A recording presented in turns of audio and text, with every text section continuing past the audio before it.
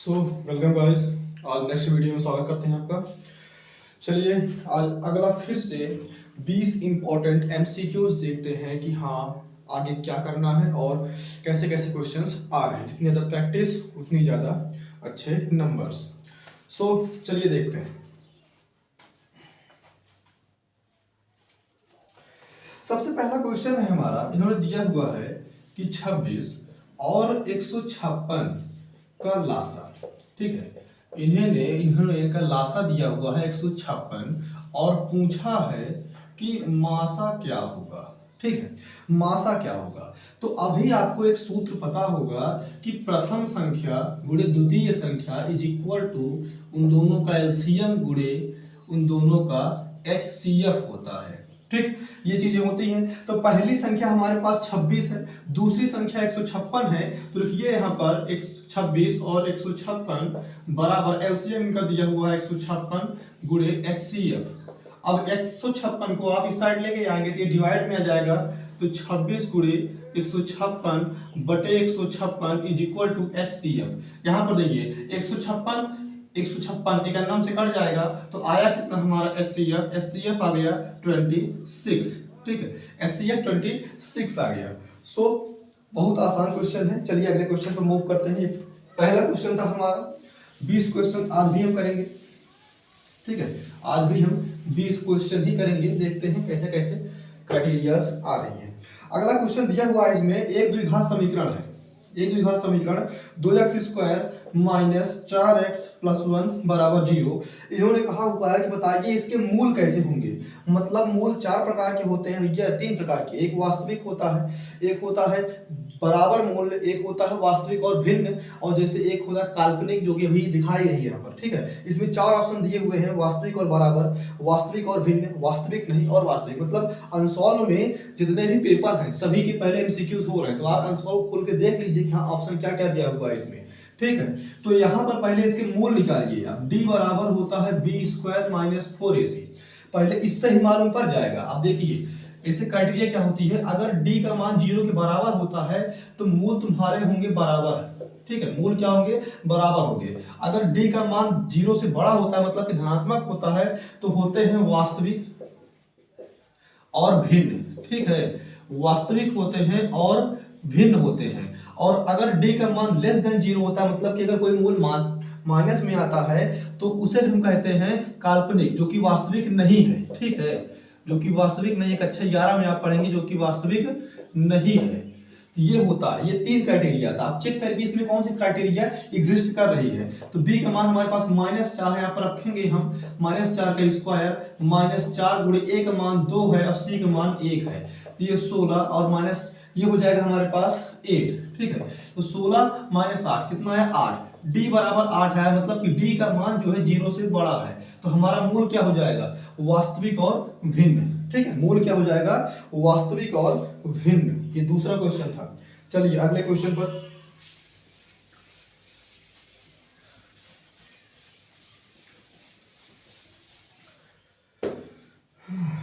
चलिए अगला क्वेश्चन क्या है कि ये दो बिंदु दिए हुए हैं, -1, -3 और अगला बिंदु है हमारे पास 5, 2। ये पूछ रहे हैं कि इनके बीच की दूरी क्या होगी। इनके बीच की दूरी क्या होगी। अब इनके बीच की दूरी निकालिए। ये तीसरा क्वेश्चन है। दूरी का सूत्र क्या होता है, d is equal to x2 minus x1 का whole square plus y2 minus y1 का होल स्क्वायर। अब इसमें ये है x1, ये है y1, ये है x2, ये है y2। देखिए क्या होगा, अंडर रूट x2 हमारे पास 5 है और ये पहले से ही -1 है तो ये माइनस माइनस प्लस हो जाएगा, +1 का होल स्क्वायर। ये y2 हमारे पास 2 है और ये पहले से ही -3 है तो ये +3 का होल स्क्वायर। दैट मीन्स ये हो जाएगा 6 का स्क्वायर मतलब कि 36 और ये 5 का स्क्वायर मतलब कि 25। दैट मीन्स ये अंडर रूट 61। इसमें ये यूनिट तो होती नहीं है, जिसे लिखते हैं इकाई या फिर मात्रक लिखते हैं। तो आपका ऑप्शन इसमें अंडर रूट 61 आया है, क्योंकि पहला वाला ऑप्शन है वो सही हो जाएगा। ठीक, चलिए अगले क्वेश्चन पर।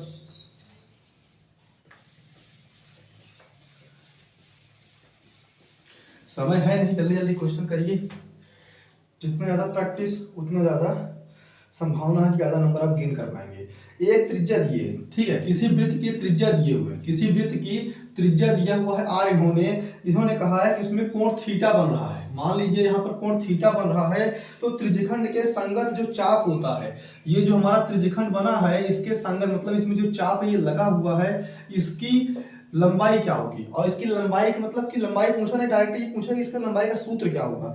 तो लंबाई का सूत्र निकालते कैसे हैं, अगर इसका त्रिज्यखंड क्षेत्रफल रहता है तो हम लिखते हैं थीटा बटे 360 इंटू पाई आर स्क्वायर लिखते हैं। लेकिन यहाँ पर चाप की लंबाई पूछा है तो यहाँ पर हम लिखेंगे थीटा बटे 360, ये 2 पाई आर का एक भाग रहता है तो 2 पाई आर लिखते हैं, ठीक है। अगर ऑप्शन में ये रहता है तो सही है, अन्यथा इसे आप काट भी लीजिए तो थीटा बटे 360, देखिए यहाँ से 2 से कट जाएगा, ये 2 एकम 2 और 2 एकम 2, 2 और 16, मतलब कि थीटा बटे 180 इंटू पाई आर, ये रहता है तब भी सही है, ठीक है। ये दोनों ऑप्शन। अब देखिए इसमें ऑप्शन कैसे कैसे दिया हुआ है, इसमें ऑप्शन दिया हुआ है थीटा बटे 180 इंटू 2 पाई आर, तो ये तो होगा नहीं क्योंकि 2 पाई आर से कट जाएगा, ये एक पाई आर होना चाहिए था, ये भी गलत है हमारे पास। अगला ऑप्शन दिया हुआ है थीटा बटे 180 इंटू पाई आर स्क्वायर, ये तो होता है त्रिज्यखंड के क्षेत्रफल का सूत्र, ये भी नहीं होगा। अगला फिर सूत्र हमारे पास दिया हुआ है जो हमने भी लिखा है थीटा बटे 360, थीटा बटे 360 इंटू 2 पाई आर, ये वाला ऑप्शन हमारा सही है, तीसरा ऑप्शन हमारा सही है, ठीक है। चलिए अगले पे मूव करते हैं।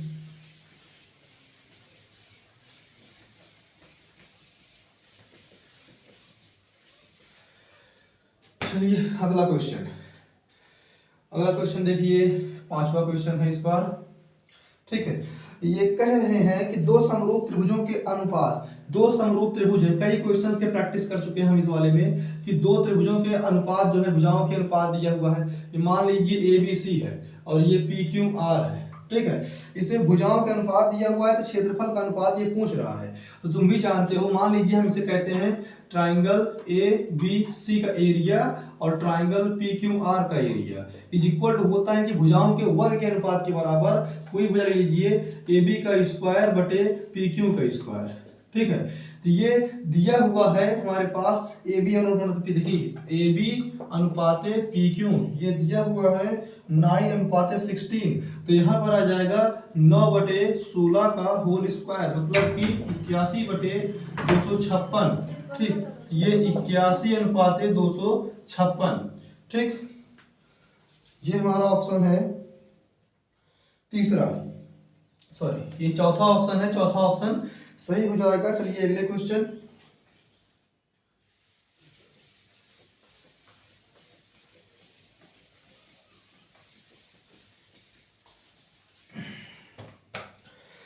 चलिए अगला क्वेश्चन क्या है, कॉसेक A,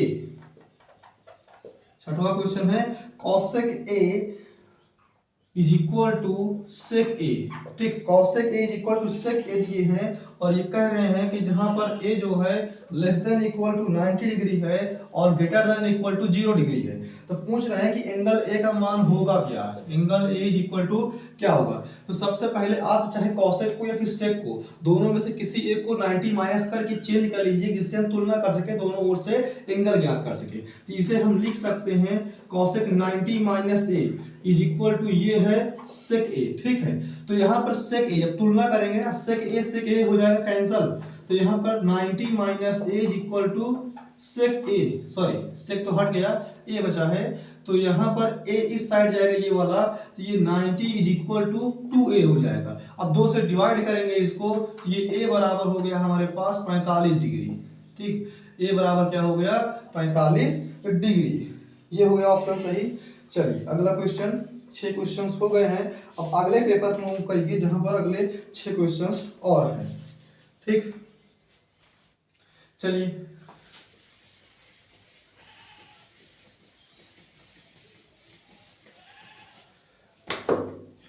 अगला क्वेश्चन देखिए, अगला क्वेश्चन क्या कह रहा है कि समीकरण, एक समीकरण है 5x square minus 3x plus 2 बराबर 0, ये पूछ रहे हैं कि इनके मूलों का योग क्या होगा। अब एक सूत्र देख लीजिए, मूलों का योग, मूलों का जो योग होता है ना उसे हम अल्फा प्लस बीटा कहते हैं, जो कि हायर क्लासेस में आप पढ़ेंगे। ये होता है -b/a। ठीक है, अब यहाँ पर देखिए -b तो ये वाला पार्ट होता है, लेकिन पहले से ही ये माइनस में है तो ये माइनस पहले लगेगा, माइनस फिर से लग जाएगा। ये हमारे पास 5 है तो ये 5 आ गया, तो माइनस माइनस प्लस 3/5 ये हो गया इनके मूलों का योग। ठीक है, ये हमारे पास पहला ऑप्शन इनका सही हुआ है। लेकिन देख लीजिए एक और, मूलों का गुणनफल बाई चांस अगर पूछ लेता है तो मूलों का गुणनफल जो सूत्र होता है वो होता है alpha into beta, that means c/a। ठीक, अगर वो पूछता मूलों का गुणनफल तो हम कहते 2/5, c यहाँ पर 2 है और a पहले से ही 5 है। ठीक, ये हो जाएगा मूलों का गुणनफल और मूलों का योगफल, दोनों का सूत्र हो गया ये। चलिए अगला क्वेश्चन। ठीक, अगला क्वेश्चन क्या कह रहा है कि 3 cot a, ये 7वां क्वेश्चन है, 3 cot a is equal to 4। तो sec a का मान पूछा है, तो ये sec a का मान पूछा है। अब यहां पर से देखिए, अगर आप लिख सकते हैं यहां पर कि cot a is equal to 4/3, Pythagoras प्रमेय लगाइए। पाइथागोरस प्रमेय कोई मान लीजिए ए बी सी, जहां पर ये जो एंगल रहता है ना उसी को यहाँ पर मानिएगा। ठीक, ये एंगल ए हो गया 90 है। अब कॉट ए होता क्या है, कॉट होता है हमारे पास जैसे टैन का उल्टा, टैन होता है लंब बटे आधार, तो कॉट हो जाएगा आधार बटे लंब। ठीक, तो आधार यहाँ पर 4 हो जाएगा, लंब हो जाएगा 3। अब इसका पाइथागोरस प्रमेय लगाएंगे तो ए सी का square is equal to BC का स्क्वायर प्लस AB का स्क्वायर। ठीक, तो AC हमारे पास है नहीं, इसे याद करना है। BC का मान 3 है, ये 3 का स्क्वायर प्लस 4 का स्क्वायर इज इक्वल टू ये 9 और ये 16, तो ये हो जाएंगे 25। और जब AC का हम स्क्वायर हटाएंगे तो ये हो जाएगा √25, मतलब कि ये 5। तो यहाँ पर वैल्यू आ गई इसकी 5। तो सेक ए पूछा है, सेक ए होता क्या है हमारे पास, कॉस का उल्टा होता है, कॉस होता है आधार बटे कर्ण के जाएगा कर्ण बटे आधार। तो कर्ण है 5 और आधार है हमारे पास 4, तो ये कर्ण बटे आधार 5/4 हो गया सेक ए का मान। ठीक, चलिए अगला क्वेश्चन।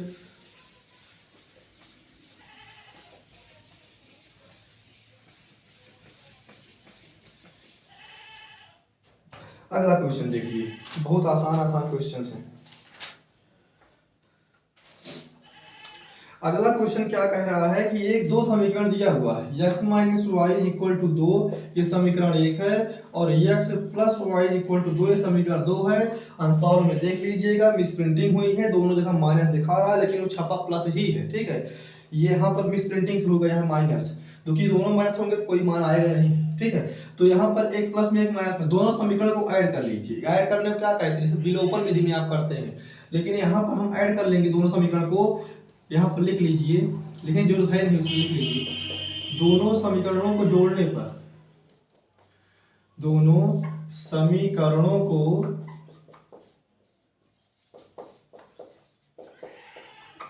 जोड़ने पर, तो जोड़ेंगे हम x - y = 2 और x + y = 2 है, y से y कट जाएगा तो 2x = 2, सॉरी 4। ठीक है, तो 2 जाएगा भाग में, ये हो जाएगा x = 2। अब यहाँ पर देखिए हम x के मान 2 रखेंगे यहाँ पर x + y = 2 में, तो ये 2 + y = 2, 2 उस साइड जाएगा तो y = 2 - 2, मतलब कि y का मान हो गया 0। मतलब कि आ रहा है x और y हमारे पास 2, 0, मतलब 2 और 0, x = 2 y = 0। आंसर में दूसरा ऑप्शन सही है। ठीक, चलिए अगला क्वेश्चन।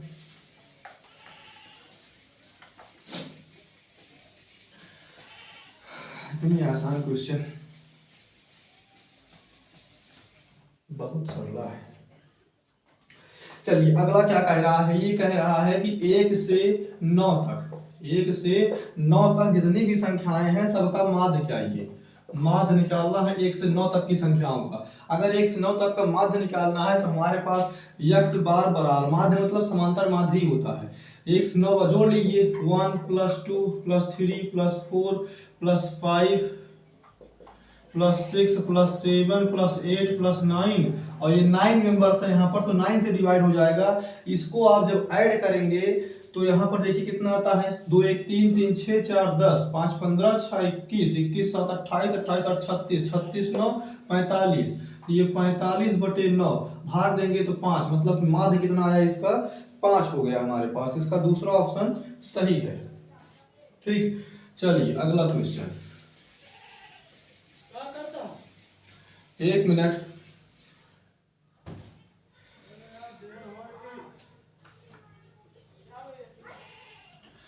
अगला क्वेश्चन, एक त्रिभुज दिया हुआ है ए बी सी और इसमें एक मतलब कि एक BC के समांतर एक रेखा खींची हुई है PQ। BC के समांतर एक रेखा PQ खींची गई है। इसमें कहा गया है कि PQ अनुपाते BC ये दिया हुआ है 1:3। तो ये पूछ रहे हैं कि AP अनुपाते PB क्या होगा। ठीक, AP अनुपाते PB होगा क्या। तो यहाँ पर देखिए, अगर किसी भी, मान लीजिए इन दोनों त्रिभुजों को हम अलग करते हैं, एक त्रिभुज कुछ इस प्रकार से है, एक त्रिभुज कुछ इस प्रकार से है। ये हमारे पास ABC है, ये हमारे पास APB है। तो इस साइड का दिया हुआ है, इस साइड का अनुपात दिया हुआ है, इस साइड और इस साइड का, PB और BC का, तो उतना ही अनुपात होता है सभी त्रिभुजों का। देख लीजिए, इसमें सभी त्रिभुजों को होता है, मतलब कि AP/PB जो होगा वही हमारे पास जो तुलना है वही करिए। ठीक है, यहाँ पर AP/PB जो भी होगा हमारे पास, ये AP/AB ये जो भी रहता है वो PB/BC इक्वल ही होगा, क्योंकि ये संगत भुजाएं हैं। तो यहाँ पर भी फिर से ये 1:3 ही हो जाएगा। तो ये भी क्वेश्चन हमारे पास सही है। चलिए अगला देखते हैं।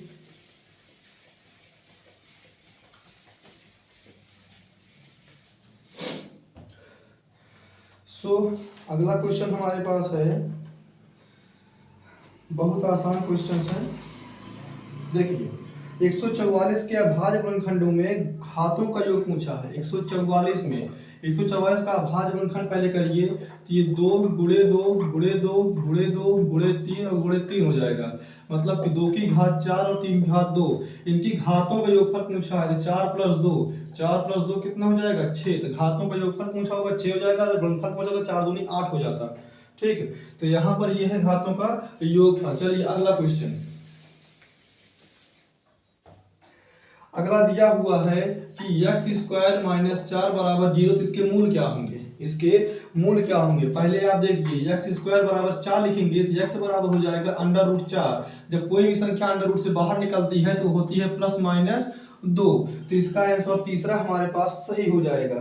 ठीक है, चलिए अगला क्वेश्चन, अब दिया हुआ है एक बिंदु है -3,5, बिंदु है 3,5। ये पूछ रहा है y अक्ष से दूरी इसकी कितनी है।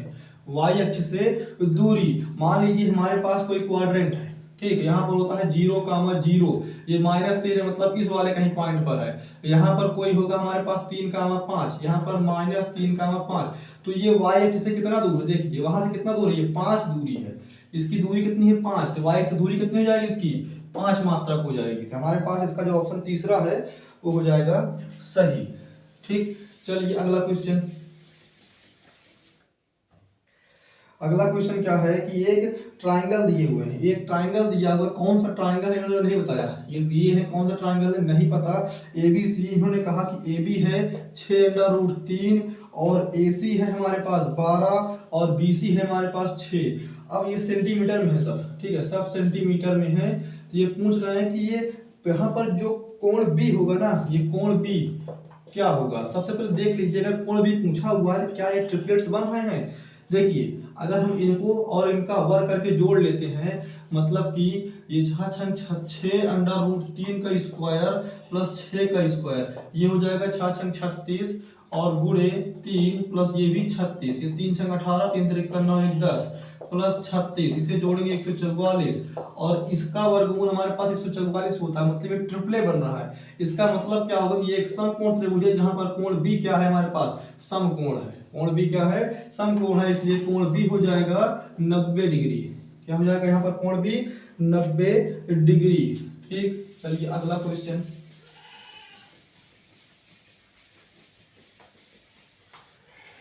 कोण भी हो गया 90 डिग्री। अब अगला देखिए, एक चित्र बनाया हुआ है, यहाँ पर एक चित्र बनाए हैं ये। अब यहाँ पर है ए, यहाँ पर है पी, ये ओ है, दोनों सॉरी ये ओ है, और ये है हमारे पास 45, ये है क्यू, ये है बी, ये है 60 डिग्री। तो ये पूछ रहे हैं कि भैया ए और तथा पी से देखने पर औनवन कोण क्या होगा। यहाँ पर औनवन कोण क्या होता है, यहाँ पर जो भी कोण होता है ना, इसका और इसका सम 90 डिग्री होता है। ये 45 है, मतलब ये भी 45 है। यहाँ पर कितना बनेगा, 45 ही बनेगा, क्योंकि ये सम कोण बनता है। ये 60 है तो ये कितना बनेगा, 30 बनेगा। 6 3 9 मतलब 90 होता है, मतलब पहले को हो गया 45, दूसरे को हो गया 30। ध्यान देंगे ए तथा पी पूछा 45 30 हो रहा है, अगर पी ए पूछता 30 45 होता, तो यहाँ पर 45 और 30 इसका ऑप्शन दूसरा सही है। ठीक, लास्ट क्वेश्चन देखिए। लास्ट क्वेश्चन क्या है कि एक वर्ग अंतराल दिया हुआ है। देखिए एक वर्ग अंतराल दिया हुआ है और फ्रीक्वेंसी दी हुई है। 1 से 3 तक की फ्रीक्वेंसी हमारे पास 7 है, 3 से 5 तक की फ्रीक्वेंसी हमारे पास 8 है, और 5 से 7 तक की फ्रीक्वेंसी हमारे पास 2 है, 7 से 9 तक की फ्रीक्वेंसी हमारे पास फिर से 2 है, और 9 से 11 की फ्रीक्वेंसी 1 है। पूछ रहा है कि बहुलक का वर्ग होगा, मतलब ये है कि ये अंतराल है। ठीक है, ये पूछ रहे हैं कि कौन सा बहुलक, मतलब किस अंतराल में बहुलक आएगा। तो जिसमें सबसे ज्यादा फ्रीक्वेंसी रहती है वही वर्ग अंतराल होता है। हमारे पास 8 की फ्रीक्वेंसी ज्यादा है, तो वर्ग अंतराल कौन सा होगा, 3 से 5, यही वर्ग अंतराल होगा जिसमें बहुलक एग्जिस्ट करेगा। सो चलिए अब कल फिर से 20 क्वेश्चन हम करेंगे एमसीक्यू के, जिससे आपके कम से कम 20 नंबर तो कंफर्म हो ही जाए। ठीक, चलिए गुड बाय।